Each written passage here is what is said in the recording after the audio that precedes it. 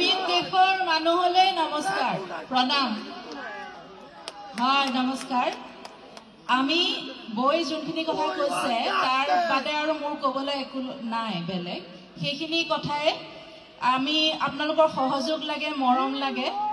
এতিয়া আমি অসমখন চিনি পাই জুবিন দেশ বুলি পেলাই আপোনালোকে সেইটো নাম দিছে আৰু তেওঁৰ চিন্তাৰে এখন সুস্থ আৰু প্ৰগ্ৰেছিভ সোসাইটি সমাজ অসমখনক আমি যাতে তেনেকে দেখাব পাৰো পৃথিৱীৰ সকলোকে যাতে আমি এটা এক্সাম্পল সেট কৰিব পাৰো তেনেকুৱাকে আমি আগবাঢ়ি যাওঁ তেওঁৰ সপোনবোৰ পুৰাই লগতে আমাৰ সপোনবোৰ আপোনালোকে আমাক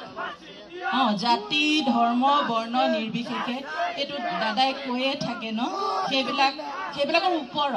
অসম সদায় এইবিলাকৰ ওপৰত আপোনালোকৰ সহযোগ আমাক লাগিব আমাক লগটো নেৰিব থ্যাংক ইউ